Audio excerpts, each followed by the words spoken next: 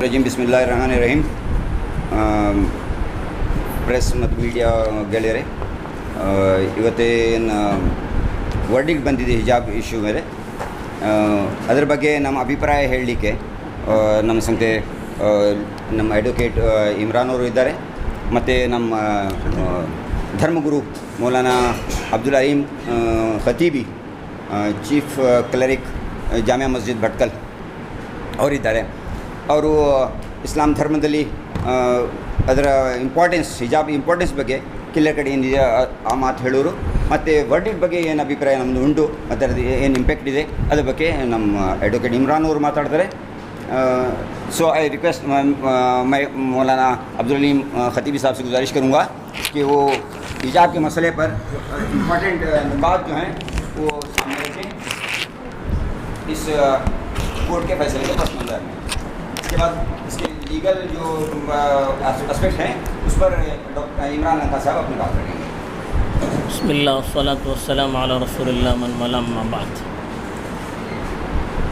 पहली बात तो यह है कि इस्लाम में कौन सी चीज़ें कंपलसरी हैं, कौन सी चीज़ें कंपलसरी नहीं हैं, इसके जानने के लिए हमें कुरान, हदीस और जो इस्लाम के एक्सपर्ट हैं उनकी क्या राय है उसको देखना पड़ता है.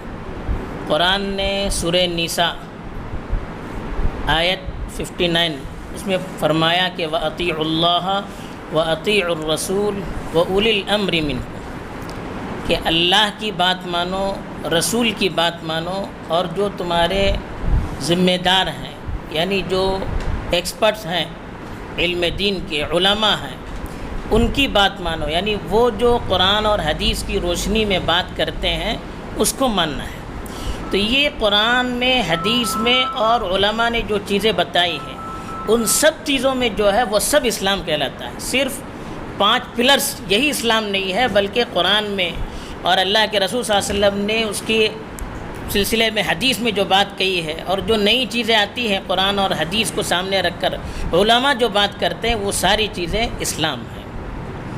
दूसरी चीज़, अब इस्लाम में, कुरान में, हदीस में कौन सी चीज़ें कंपलसरी है, नहीं है, उसको बताने का इख्तियार इस्लाम के एक्सपर्ट को ही है, किसी और दूसरे को नहीं है. जैसे दूसरी चीज़ों में भी है, दूसरा कोई सब्जेक्ट है उसका जो एक्सपर्ट होता है वही उसमें बात करता है, दूसरा उस पर बात नहीं कर सकता. इसीलिए कौन सी चीज़ें इस्लाम में हैं, कौन सी चीज़ें इस्लाम में नहीं है, उसका फ़ैसला करने के लिए जो उलमा हैं, जो इसके माहिर हैं, स्पेशलिस्ट हैं, उनके पास जाकर समझना पड़ेगा.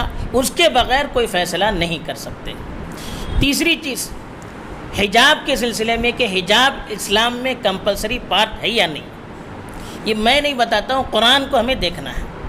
कुरान में बहुत सी जगह हैं उसमें हिजाब के सिलसिले में बात हुई है.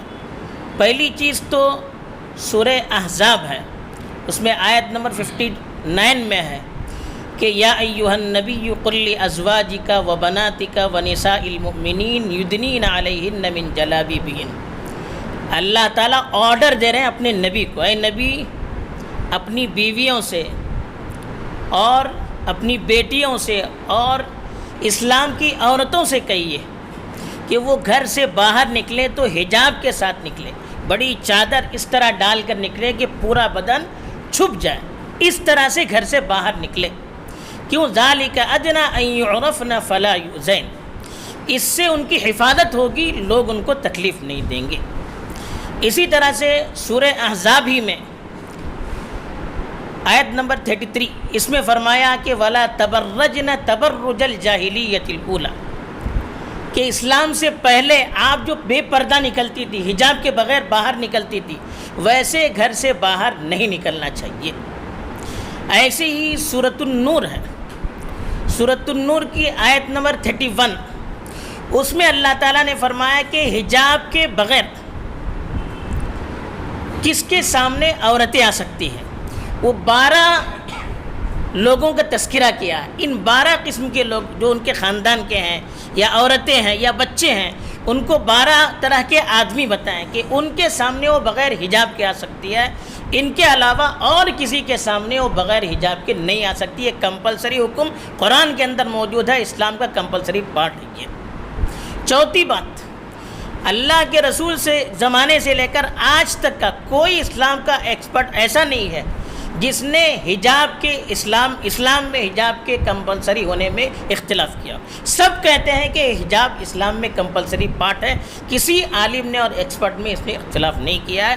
तो इसलिए हमें जो चीज़ इस्लाम कहता है, कुरान कहता है और शरीयत कहती है, उलमा कहता है, उसकी रोशनी में कहना चाहिए। बस यही इस्लाम की रोशनी में चंद बातें हैं जो आपके सामने रखी गई है। ಥ್ಯಾಂಕ್ ಯು ಮೌಲಾನಾ ಅಬ್ದುಲ್ ಅಲೀಂ ಖತೀಬಿ ಅವರು ಸಮರೈಸ್ ಮಾಡಿ ಹೇಳಿದರು. ಕುರಾನ್ ಮತ್ತು ಹದೀಸ್ದಲ್ಲಿ ಇದು ಎಸ್ಪೆಷಲಿ ಮೆನ್ಷನ್ ಆಗಿದೆ, ಇದು ಕಂಪಲ್ಸರಿ ಪಾರ್ಟು. ಇದರ ಬಗ್ಗೆ ಯಾರಿಗೂ ಡಿಫ್ರೆನ್ಸಸ್ ಇಲ್ಲ, ಡಿಫ್ರೆನ್ಸ್ ಒಪಿನಿಯನ್ ಇಲ್ಲ. ಅದಕ್ಕಾಗಿ ನಮ್ಮ ನಂಬಿಕೆ ಏನಂದರೆ ಇದು ನಮ್ಮ ರಿಲಿಜನ್ದು part and parcel and it should be obliged. So the legal part of this today's judgment on hijab, what are the impacts and aspects of that judgment, ನಮ್ಮ committee convener advocate Imran Lanka ಅವರು ಈ ಬಗ್ಗೆ ಮಾತಾಡ್ತಾರೆ. बिस्मिल्लाहिर्रहमानिर्रहीम। आज जो कर्नाटक हाई कोर्ट का फ़ैसला हिजाब के रिट पिटीशन का जो जजमेंट आया, उससे हमें बहुत दुख हुआ है।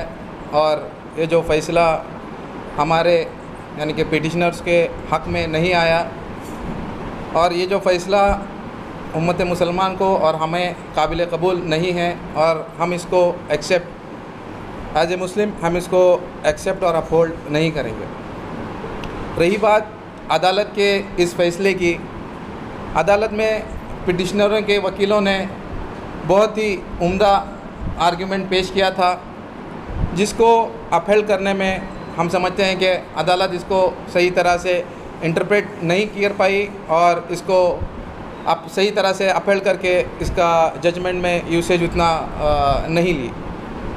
रही बात अदालत के फैसले जजमेंट की, जजमेंट में एसेंशियल रिलीजियस एसेंशियल पार्ट को डिस्कस करते हुए अदालत ने कुरानिक वर्सेस को कोट किया। जैसे कि हमारे मौलाना ने बताया कि बहुत सारे आयत हैं कुरान के अंदर, और कौन कौन पहन सकते हैं, इन सब को डिटेल में अदालत ने इसको पेश किया। और इसको पेश करने के बाद ये जजमेंट का हिस्सा है, the holy Quran does not mandate wearing of hijab और headgear for Muslim women whenever it is stated in the above सूरास।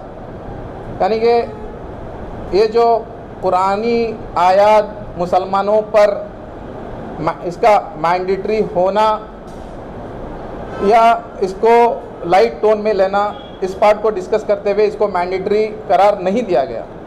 हम ये कहना चाहते हैं कि जो भी चीज़ें, जो भी हिदायत अल्लाह की तरफ से कुरान में मुसलमानों के लिए या उम्मत इस्लामिया के लिए और पूरी दुनिया के लिए जो हिदायत दी गई हैं मुसलमानों के लिए, वो मैंडेटरी हैं और वो सब चीज़ें एसेंशियल हैं। लेकिन इस जजमेंट में जो हमारा दस्तूर हमें हक़ देता है, आर्टिकल 25 और आर्टिकल 26,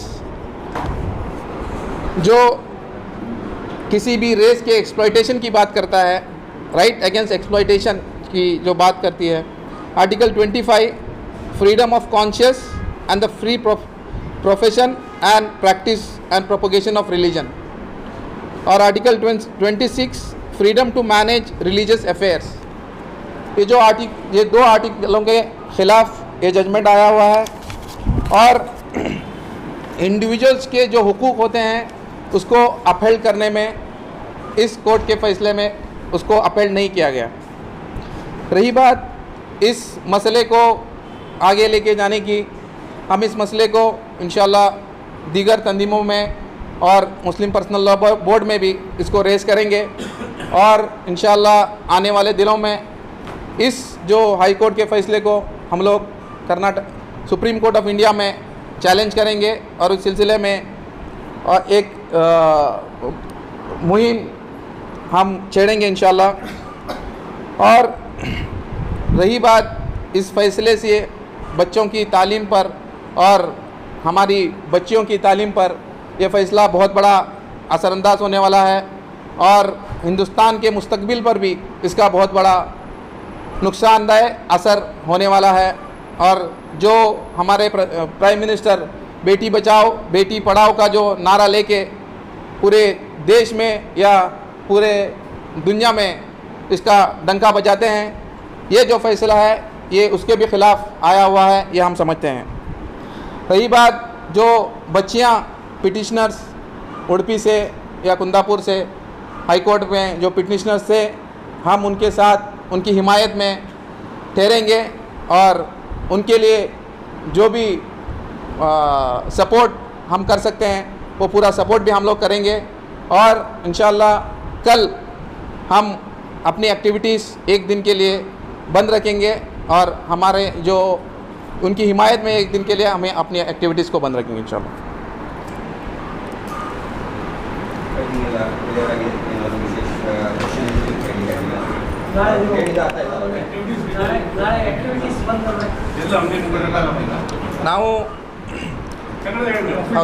ನಾವು ನಮ್ಮ ಯಾವುದು ಆ್ಯಕ್ಟಿವಿಟೀಸ್ ಉಂಟು, ನಾನು ನನ್ನ ಆಫೀಸ್ ಬಂದಿರ್ತೇನೆ, ನಮ್ಮ ಈ ಒಂದು ಕಾರ್ಯಾಲಯ ಬಂದಿರ್ತದೆ.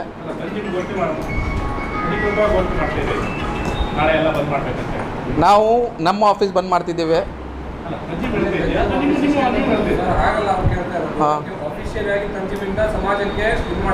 ನಾವು ಡಿಕ್ಲೇರ್ ಸಮಾಜಕ್ಕೆ ಅಂತ ಹೇಳ್ತಾ ಇಲ್ಲ, ನಾವು ಸಾಲಿಡೇಟ್ರಿ ಅವರ ಸಾಲಿಡೇಟ್ರಿಯಲ್ಲಿ ನಾವು ಬಂದಿರ್ತೇವೆ. ಹಾಂ,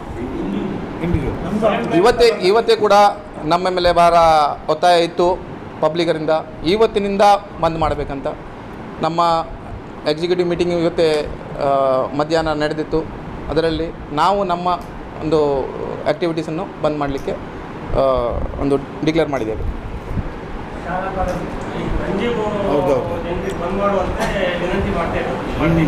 ಅದು ನೀವು ಹೇಳ್ಬೋದು, ಹಾಗೆ ನಾವು ಹೇಳ್ತಾ ಇಲ್ಲ. ನಾನು ವೆರಿ ಕ್ಲಿಯರಾಗಿ I told it very clearly, ನಮ್ಮ ಆಫೀಸ್ ನಮ್ಮ ಆ್ಯಕ್ಟಿವಿಟೀಸ್, ನಾನು ನನ್ನ ಆಫೀಸ್ ನಮ್ಮ ಆ್ಯಕ್ಟಿವಿಟೀಸ್ ಬಂದ್ ಮಾಡ್ತೇವೆ.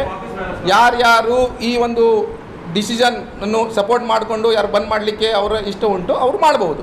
ನಾವು ಸ್ವ ಇಚ್ಛೆಯಿಂದ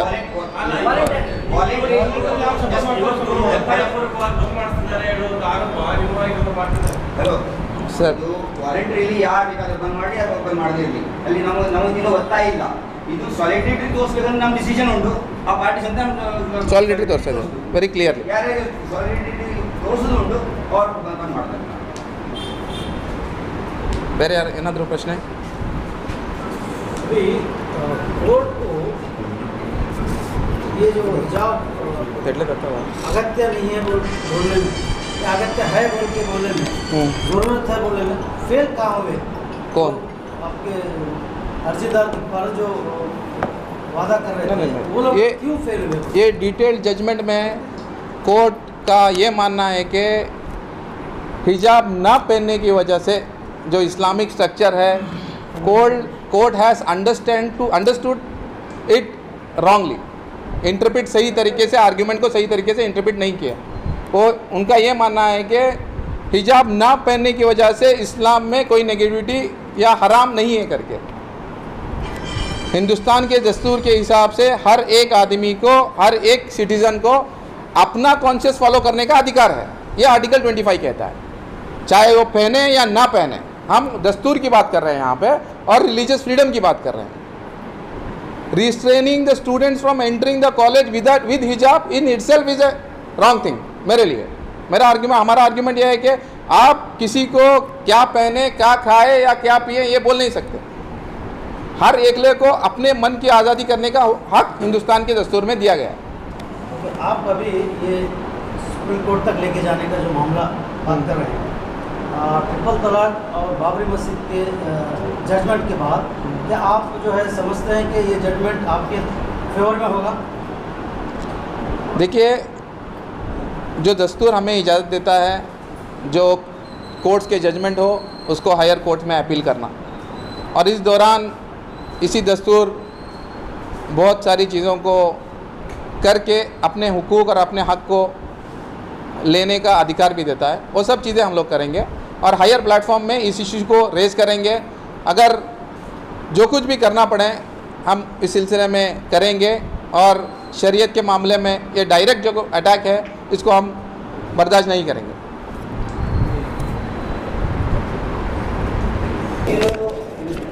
specially technically very efficiently very special measurement और prove ಮಾಡಿದ್ದಾರೆ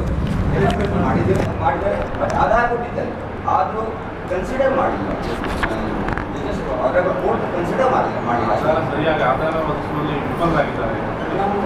ಮೌಲಾನ ಹೇಳಿದ್ರು ನಮ್ಮ ಆಧಾರ ಕುರಾನ್ ಮತ್ತೆ ಹದೀಸ್, ಕುರಾನ್ದಲ್ಲಿ ಉಂಟು ಹದೀಸ್ದಲ್ಲಿ ಉಂಟು, ಅದೇ ಆಧಾರ. ಮತ್ತೆ ಬೇರೆ ಯಾರಿಗೂ ಧರ್ಮದ ಬಗ್ಗೆ ಡಿಸೈಡ್ ಮಾಡಲಿಕ್ಕೆ ಅಧಿಕಾರ ಇಲ್ಲ. ಆಧಾರ ಕುರಾನ್ ಮತ್ತೆ ಹದೀಸ್. ಇಲ್ಲ, ನನಗೆ ಈ ನ್ಯಾಯವಾದಿಗಳಿಂದ ಒಂದು ಕ್ವಶನ್ ಇದೆ.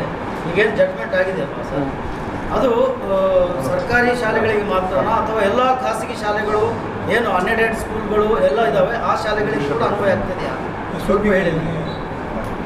ಮೂರು ವಿಷಯಗಳನ್ನು ಈ ಜಜ್ಮೆಂಟಲ್ಲಿ ತೀರ್ಪು ಮಾಡಿದ್ದಾರೆ. ಒಂದನೇದು ಗವರ್ಮೆಂಟ್ ಆರ್ಡರ್ 5th ಫೆಬ್ರವರಿದು ಯಾವುದು ಗವರ್ಮೆಂಟ್ ಆರ್ಡರಲ್ಲಿ ಪೊಲಿಟಿಕಲ್ ಇಂಟರ್ಫಿರೆನ್ಸ್ ಉಂಟು ಅದರ ಬಗ್ಗೆ ಈ ಜಜ್ಮೆಂಟಲ್ಲಿ ನೋ ಇನ್ಫ್ರಿಂಜ್ಮೆಂಟ್ ಅಂತ ಹೇಳ್ಕೊಂಡು ಜಜ್ಮೆಂಟ್ ಕೊಟ್ಟಿದ್ದಾರೆ. ಅದು ದಟ್ ಈಸ್ ಆಲ್ ರೈಟ್ ಅಂತ ಕೊಟ್ಟಿದ್ದಾರೆ. ಎರಡನೇದು ಎಸೆನ್ಷಿಯಲ್ ರಿಲಿಜಿಯಸ್ ಪ್ರಾಕ್ಟೀಸ್ ಅಲ್ಲ ಅಂತ ಹೇಳಿದ್ದಾರೆ. ಅವರು ಈ ಜಜ್ಮೆಂಟಲ್ಲಿ ಕುರಾನಿಕ್ ಮತ್ತು ಹದೀಸ್ ಎಲ್ಲ ಮೆನ್ಷನ್ ಮಾಡಿಕೊಂಡು ಲಾಸ್ಟಿಗೆ it can hardly be argued that hijab being a matter of attire ಅಂತ ಹೇಳ್ತಾರೆ. ಕ್ಲೋದಿಂಗ್ ಅದು matter is connected with clothing that cannot be justified as a fundamental Islamic faith ಅಂತ ನಾವು ಹೇಳೋದು. This line the court has failed to put in it efficiently. Bhatkal के पस मंजर में एसएलसी एग्ज़ाम सामने हमारे, कल के रोज़ एसएलसी एग्ज़ाम में अगर लड़कियों को हिजाब के बगैर बाहर भेजेंगे तो क्या लड़कियां एग्ज़ाम देंगे क्या नहीं देंगे? इस सिलसिले में हम जो मैंने अपनी इसमें बताया कि ये मैटर हम हमारे दीगर ऑर्गेनाइजेशन में रेस करेंगे और इसको किस तरह से हैंडल करना है इस सिलसिले में हम लोग डिस्कस करेंगे इंशाल्लाह।